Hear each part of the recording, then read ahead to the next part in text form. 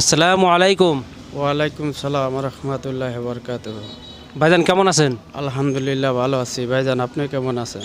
আলহামদুলিল্লাহ। ভাইজান আমি আপনাকে একটা প্রশ্ন করতে চাই। প্রশ্নটি হলো, দরবার শরীফে আসছেন, এই দরবার শরীফে আসার উদ্দেশ্য আপনি বলেন। আমি দরবার শরীফে আসছি। আমি দরবার শরীফের কার্যক্রম সব কিছু আমার ভালো লাগে। আরও বিগত অনেকবার আসছি, হয়নি, কিন্তু আমি আসছি, ভালো লাগে, এই বিষয়ে আসছি।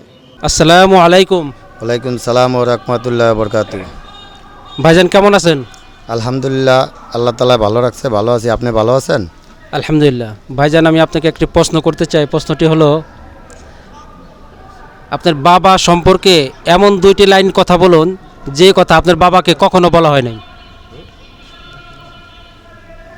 বাবাকে এরকম, আমার নিজস্ব বাবা, যে এমন কোনো কথা যে বিয়ে শাদির বা এই ধরনের কোনো কথাই তো বাবারে বলা হয়নি।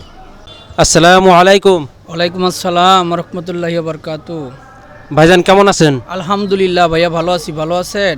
আলহামদুলিল্লাহ। ভাইজান আমি আপনাকে একটি প্রশ্ন করতে চাই। প্রশ্নটি হলো, এই পৃথিবীতে যুগে যুগে অনেক নবী রাসূল আসছে। প্রত্যেক নবী রাসূলেই আল্লাহ তাআলাকে রাজি খুশি করার জন্য কাজ করছে। শুধু একজন নবী আল্লাহ তাআলা ওই নবীকে খুশি করার জন্য কাজ করছে। সেই নবীজি কে এবং তেনার নাম কি? হযরত মুহাম্মদ সাল্লাল্লাহু আলাইহি ওয়াসাল্লাম আমাদের শ্রেষ্ঠ নবী এবং আখির নবী। এই নবীর পরে কোন নবী কি আর আসবে?